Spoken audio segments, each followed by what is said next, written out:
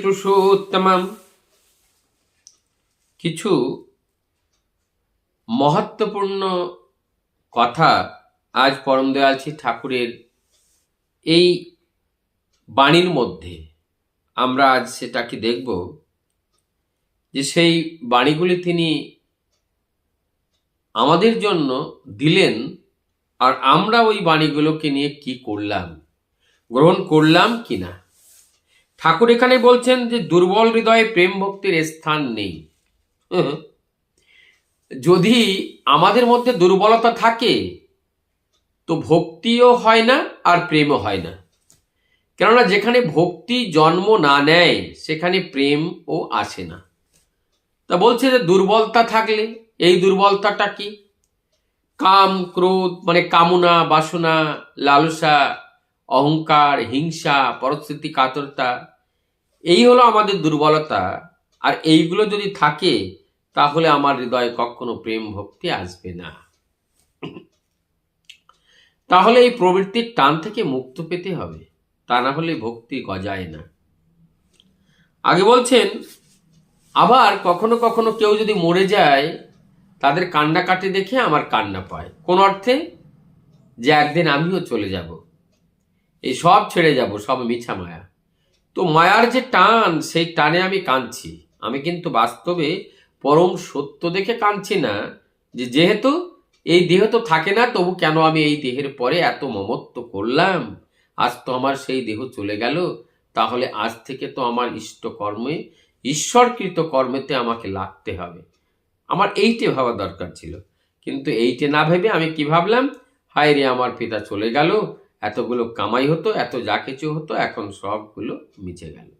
তাই আসক্তি রূপে তার সঙ্গে যে যুক্ত ছিলাম, ওই যুক্তর প্রতিফল স্বরূপ আমি দুঃখ পেলাম। তাহলে কি হবে? ওটা আমার দুর্বলতা।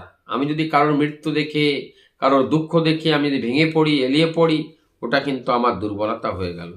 আর ওই দুর্বলতা কিন্তু আমার মৃত্যুর কারণ হয়ে দাঁড়াতে পারে।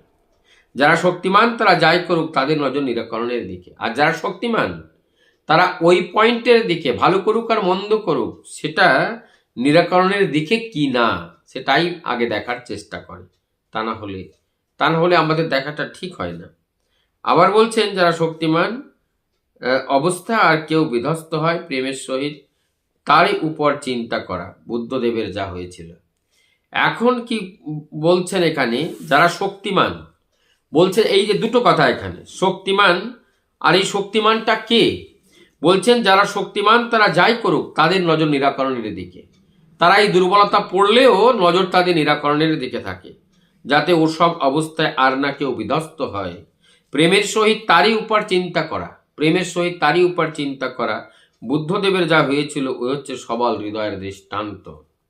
এই যে বুদ্ধদেবের কথা কেন বলল? আম জনতার কথা, কারো কথা তো বলেনি।